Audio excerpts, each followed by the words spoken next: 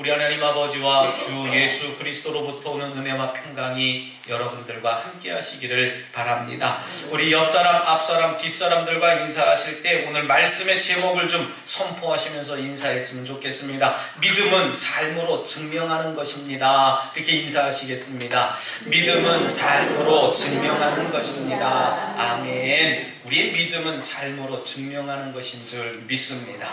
우리 다시 한 번 더 인사 나누실 때는 눈을 바라보시면서, 그걸 아이 콘탁이라고 하거든요. 눈을 바라보면서 사랑합니다 이렇게 인사해 보겠습니다. 사랑합니다. 아멘. 서로 사랑하며 섬기는 우리 덕수 가족들 되시기를 바랍니다. 우리나라 속담에 그런 속담이 있습니다. 말 한마디로 천냥빚을 갚는다라고 하는 말이 있습니다. 물론 속담의 이야기를 그때 상황에 따라서 많이들 해석하고 다른 이야기로 듣기도 하고 많은 인용을 쓰기도 합니다만은, 이 속담의 진의는 인생살이에 있어서 우리의 말이 얼마나 소중한지를 단적으로 보여주는 속담이라고 저는 생각합니다. 사실 말 한마디 잘못함으로 살인을 불러일으키는가 하면 부드러운 말 한마디로 인해서 철천지 원수가 되었던 그 사이가 친구가 되고요, 얼었던 것이 녹아짐으로 인해서 서로 사랑하고 섬기는 관계가 될 수 있다는 것을 깨닫게 됩니다. 태초에 인간의 말과 구별되는 하나님의 위대한 말씀이 우리들 삶 가운데 있습니다. 이 말씀은 살아 역사하시는 생명과 능력의 말씀이라는 사실입니다. 믿습니까? 여러분, 그 말씀을 믿는 것이 우리의 믿음의 전제라고 하는 거예요. 또 하나님의 말씀으로 이 세상 모든 만물들이 이제 창조가 됐다라고 하는 겁니다.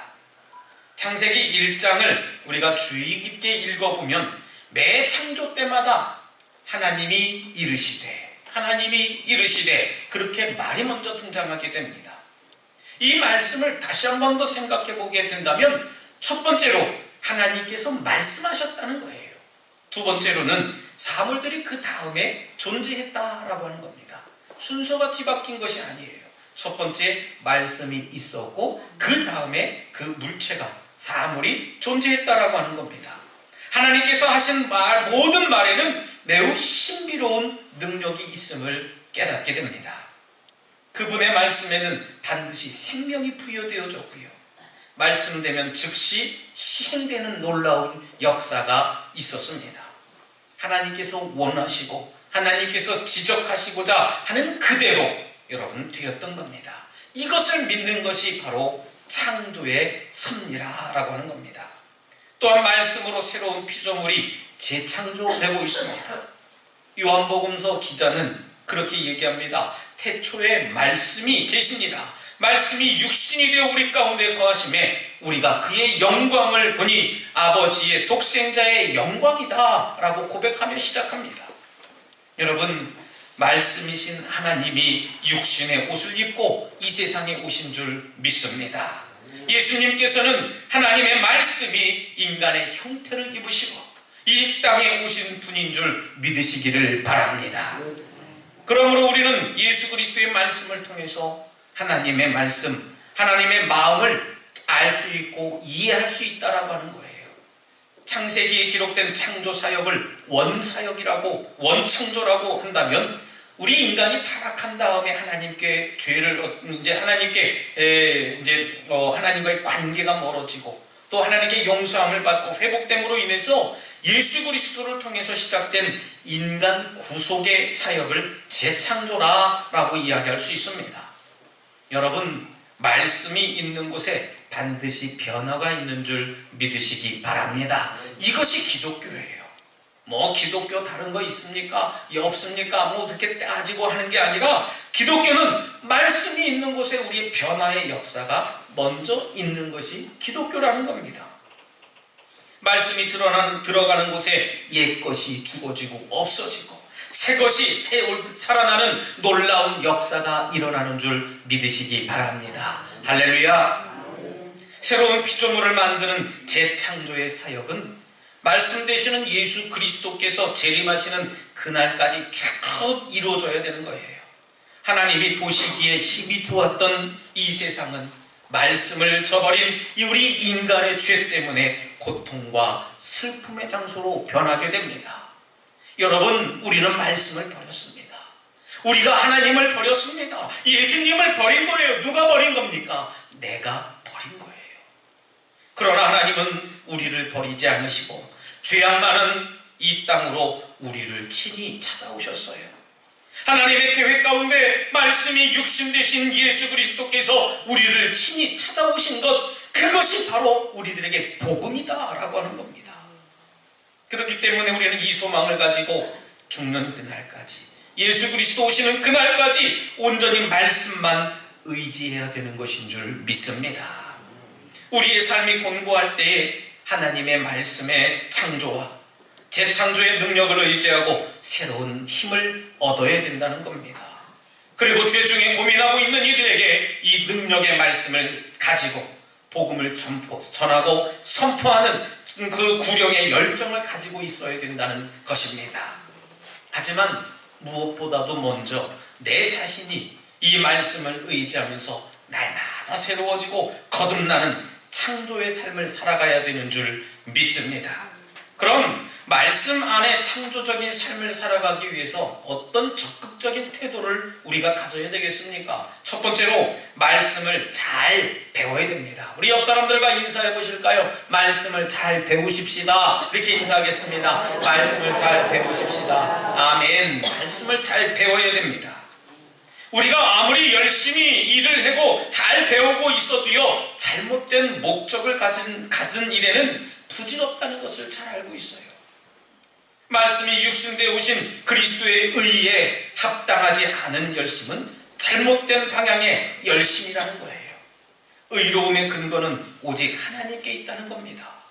하나님의 말씀이 육신이 되어서 오늘 우리에게 오신 그리스도를 근거로 한 그 열심일 때에 그것은 다른 의미를 가지고 있다는 것을 깨닫게 됩니다. 제가 예화를 드릴 때에 제 삶을 참 많이 드립니다만은 참 죄송한 말씀은 군대 시절 이야기를 참 많이 드리게 돼요.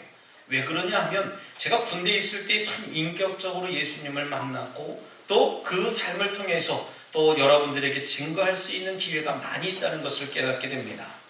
제가 만난 분은 참 많은 분들이 있어요. 물론 제 쫄병들도 있습니다만은 제 선임 또 제 지휘관들을 제가 소개해드리고 싶습니다. 그 중에 한 분인 제가 모셨던 해군 참모총장이셨던 김홍열 제독님을 소개해드리려고 해요. 이분은 장로님이셨습니다. 이제 진급이 되지 않으면 군인들은 전역을 준비하거든요. 그 당시에 이제 합참에서 합동참모본부에서 별 2개를 달고 있으면서 이제 근무를 했는데 이제 진급이 되지를 않으니까 제대 준비를 하고 있습니다. 그분 이야기가 그렇습니다. 이제 속회를 드리고 함께 이제 이야기를 나누는 중에 간증을 저에게 해주시는 거예요. 김수병, 내가 이런 상황에 놓여졌었는데 하나님이 이끌어 주셨다라고 하는 것을 고백하는데 참 재미있게 들었어요. 무슨 얘기냐 하면 별 2개 소장을 달고선도 있으면서 이제 이 근무를 하다가 진급이 되지 않은 삼성 3스타가 되어야 되는데 진급이 되지 못하니까 제대의 날짜를 계산하고 있었대요. 그래서 연금을 받으면 얼마를 받을 것이고 또 어떻게 하면 어떻게 살아갈까 그것을 좀 준비하고 있었대요. 많은 장성들이 그렇지는 않습니다만은 제가 모셨던 이 참모총장님은 재산이 없으세요. 그냥 전세로 살기도 하고 관사차도 참 그 좋은 까만색 승용차가 아니라 그냥 평범하게 타고 다니는 그런 승용차였습니다. 그냥 제대 날짜를 준비하고 있는데 갑자기 대통령 그 비서실에서 전화가 오더랍니다. 참모총장으로 임명이 되니 그렇게 준비해라 라고 하는 거예요. 이 있을 수가 없는 거거든요. 대부분의 참모총장은 별 4개를 달아야지만 총장이 될 수 있습니다. 근데 이분은 별 2개에서 4개를 뛰어넘을 수가 없으니까 별 3개를 달고 총장이 되는 거예요. 하나님이 하시는 일은 이렇습니다. 별 4개가 총장이 되지만 3개를 달고도 총장이 될 수 있다는 거예요. 그래서 3개를 달고 총장이 됩니다. 총장이 돼서도요, 이 별 3개를 달고 진급을 하면 거의 2년에서 3년이 지나야 별 하나를 더 달게 되거든요. 그게 원칙입니다. 근데 1년 만에 하나를 더 달아서 4개가 돼요. 여러분, 기적적인 일입니다. 그러면서 하시는 말이 그런 고백을 합니다. 김수병, 우리가 한 총장이 된 것은 하나님의 영광을 위해서 된 거야. 고백해요. 물론 그분이 복무하는 중에 여러 사건이 있습니다. 물론 우리 국가적인 사건이었죠. 서해페리오가 가라앉았었고 삼풍백화점이 무너졌고 여러 가지 사건과 사고들이 일어납니다. 하지만 이분을 총장 세워줘서 정말 하나님의 뜻을 나타내는 그런 역사가 일어나기 시작하는데, 어떤 일이 일어나냐면요, 우리 대한민국 해군 그 교육사령부, 우리 훈련병들이 훈련 받으러 가면 이 이제 4주에서 6주 동안 훈련, 기초군사 훈련을 받는데, 그곳에서 이제 교회도 가고 천주교도 가고 성당도 가고 법당에도 갑니다. 우리 훈련병들은 갈 바를 몰라요. 그래서 때때로는 기천불 신자라고까지 얘기를 합니다. 오늘은 기독교, 내일은 천주교, 그 다음에는 불교. 그래서 불교, 기독교, 천주교, 불교. 그래서 기천불 신자라고 얘기를 해요.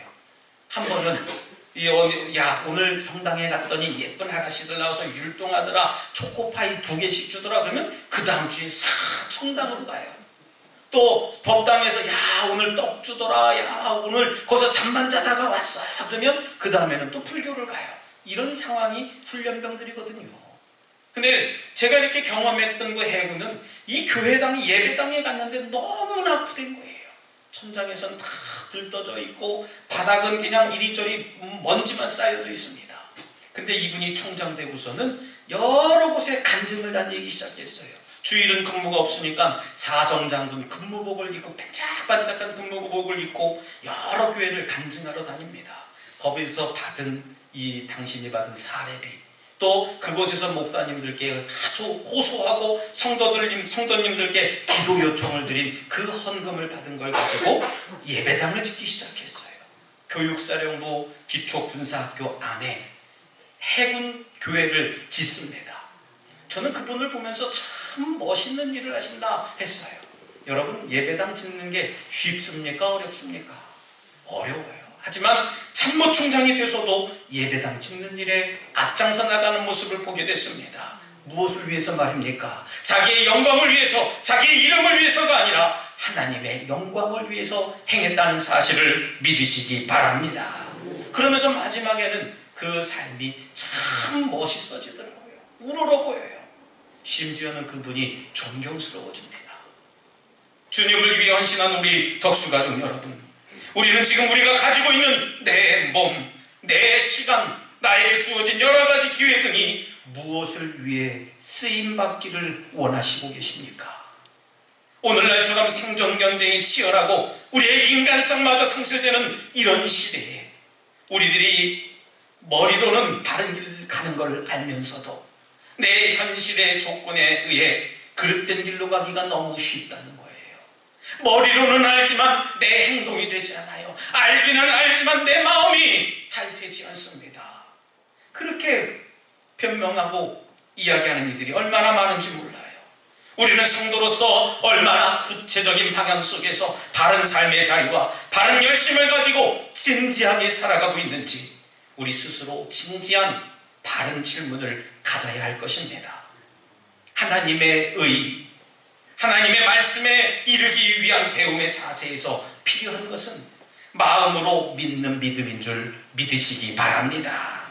마음으로 믿는다는 것은 나에게 제시된 복음에 대해 내가 깊이 생각하고 그것이 좋음을 느끼고 그 다음엔 그것을 받아들이기로 결단하는 그런 뜻이라는 거예요. 여러분, 참된 믿음이라는 것은 이처럼 마음으로 믿는 태도에서 나오는 것이어야 되는 줄 믿습니다. 마음에서 우러러 나오는 것이 아니면 그것이 믿음이 아니에요. 그리고 이런 고백을 할 때에 그 열매로서의 하나님의 말씀이 내 삶의 행동으로 나타난다라고 하는 겁니다. 두 번째로는 우리는 예수님처럼 기도해야 됩니다. 우리 옆 사람들과 인사해 보실까요? 예수님처럼 기도하십시다. 그렇게 인사하겠습니다. 예수님처럼 기도하십시다. 아멘. 우리 감리교회를 창설하신 요한 웨슬리 목사님은 차가운 머리와 뜨거운 마음을 가져야 된다고 주장합니다. 우리에게는 마음으로 믿고 더불어 하나님과 세상 앞에 공헌하는 그런 고백이 있어야 된다는 거예요. 하나님 앞에 기도하는 우리가 가져야 할 자세로는 내 입술로 시인하고 고백하는 것이 있어야 된다는 겁니다.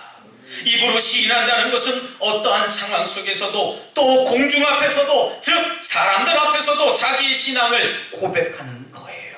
자신 있고 용기 있는 믿음을 가져야 된다는 거겠지요. 입으로 시인한다는 것은 이 야고보서가 쓰여진 이 당시의 신약성서 당시에는 거의 죽음을 의미하는 겁니다. 입으로 내 시인한다. 뭘 시인하겠습니까? 주는 그리스도시요 살아계신 하나님인 것을 고백할 때에 그 당시에는 죽음을 거의 내놓고 얘기하는 거예요. 따라서 입으로 시인한다는 것은 죽음을 무릅쓰고서라도 사람 앞에서 하나님의 말씀을 시인하며 고백하는 믿음인 줄 믿으시기 바랍니다.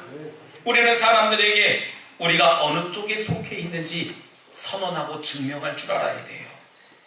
우리 예수님께서도 뭐라 말씀하십니까? 누구든지 사람 앞에서 나를 시인하면 나도 하늘에 계신 내 아버지 앞에서 저를 시인할 것이고, 누구든지 사람 앞에서 나를 부인하면 나도 하늘에 계신 내 아버지 앞에서 저를 부인하리라 고 말씀하셨습니다. 여러분, 말씀이 육신이 되어 오신 예수 그리스도를 따르는 그리스도의 인의 믿음은 어떠해야 되겠습니까? 우리가 마음으로 믿는 가운데 우리의 영혼을 온전히 드리며 내 입술로 고백하여 우리의 몸을 드려야 되는 줄 믿습니다. 차가운 머리, 뜨거운 가슴, 다시 말씀드리면 속과 겉이 일치하고 소통하는 그런 가운데 이루어지는 믿음이 되어야 된다는 거예요. 그런 사람은 그가 신뢰하는 예수를 자기의 것으로 소유하는 걸 부끄러워하지 않는다는 겁니다. 여러분, 예수님이 기도하신 모습을 잘 깨닫게 되어야 됩니다. 예수님은 땀방울이 핏방울이 되도록 기도하셨던 분이에요. 특별히 예수님은 습관을 가지고 기도하는 습관이 그 산 가운데 있었다는 겁니다. 그래서 늘 습관에 따라 기도 처소에 가서 따로 기도했다는 것을 우리가 본받아야 되는 줄 믿습니다. 마지막 세 번째로는 우리의 삶으로 말씀으로 실천해야 됩니다. 우리 옆 사람들과 마지막으로 다시 한 번 더 인사해 보실까요? 우리 삶으로 말씀으로 실천합시다. 이렇게 인사하겠습니다. 우리의 삶으로 말씀을 실천합시다. 아멘. 우리의 삶으로 말씀을 실천해야 돼요.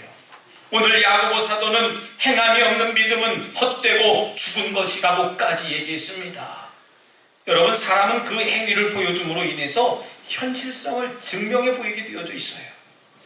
말씀을 듣기만 하고 행하지 않는 사람은 자기를 기만하는 사람이라고 이야기할 수 있습니다.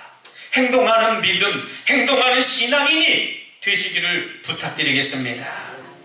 우리의 신앙이 참된 믿음이 되기 위해서는 우리의 삶이, 우리들의 행동이 실천이 뒤따라줘야 돼요. 여러분, 믿음이라고 하는 것은 우리 삶 속의 행동을 이끌어내는 원동력인 것입니다. 예수를 믿는다는 것은 그 신념을 우리의 삶의 자리에서 예수의 향기를 내고 그분의 말씀에 의지해서 우리가 계속해서 살아가는 것이라는 얘기예요. 만일 우리의 행동으로 이어지지 않는 믿음이 있다면 그 믿음은 헛되고 죽은 믿음에 지나지 않습니다. 이 세상에는 진짜와 흡사한 가짜들이 너무나 많아요. 그리고 가짜는 시간이 지나갈수록 계속해서 늘어납니다. 줄지 않습니다. 가짜가 오히려 진짜를 몰아내는 듯 위세를 부리고 있지 않습니까?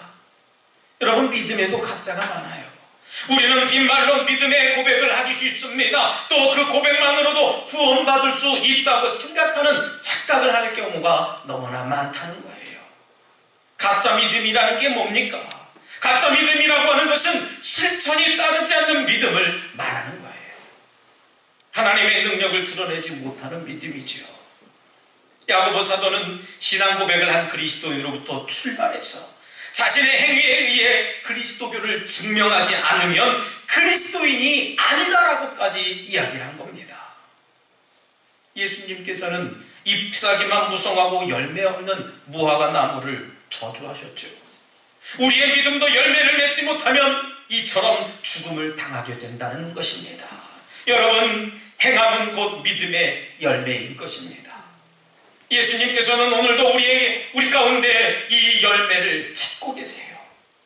사랑하는 우리 독수가족 여러분, 아무리 훌륭해 보이는 믿음도 행함의 열매가 없으면 소용이 없다는 것입니다. 이 행함이 성도의 구원을 좌우하는 심판의 중대한 증거가 될 줄 믿습니다. 여러분, 우리는 분명히 하나님의 말씀을 믿음으로 구원을 얻는다는 사실을 기억하시기 바랍니다. 그러나 우리의 믿음에 합당한 행함이 따를 때에 우리의 믿음은 참된 믿음이 되어서 온전한 구원을 이루어갈 수 있다는 거예요. 여러분, 균형 잡힌 인생은 생각과 행동이 반드시 일치하게 되어져 있는 겁니다. 믿음은 뿌리이고 행동은 열매라는 사실이에요. 우리는 이 두 가지를 다 가져야 됩니다. 믿음은 뿌리, 행동은 열매. 나는 행함만 있으면 돼. 믿음은 괜찮아. 나는 믿음만 있으면 돼. 행동은 나중에. 그런 이야기가 아닙니다. 하나님의 창조의 말씀과 예수 그리스도의 재창조의 말씀 안에서 새로운 창조를 바라보기 위해서는 마음으로 믿고 입으로 시인하는 믿음과 살아있는 행함은 우리가 끝까지 더불어 살아가야 되는 것인 줄 믿습니다. 우리가 믿음과 행동을 함께 지닐 수 있게 된 것은 전적인 하나님의 은혜예요. 언제나 이 두 가지를 함께 지니고 있어야 됩니다. 그때 비로소 우리는 그리스도인으로서의 자부심을 갖게 되는 겁니다. 오늘 함께 나눈 말씀 중 혹시 여러분 배우는 일에, 또 기도하는 일에, 또 우리가 실천하는 일에 어느 것 하나 힘들고 어떤 것 하나는 덜 중요하다고 빼려고 하시는 분들이 계십니까? 우리의 지나온 믿음의 행적을 돌아보며 많은 사람들이 바라보며 저 사람의 믿음은 우리가 정말 본받을 만해 라는 말로 우리가 평가되어진다면 그것은 성도로서의 우리에게 가장 귀하고 소중한 믿음의 재산이 되는 줄 믿습니다.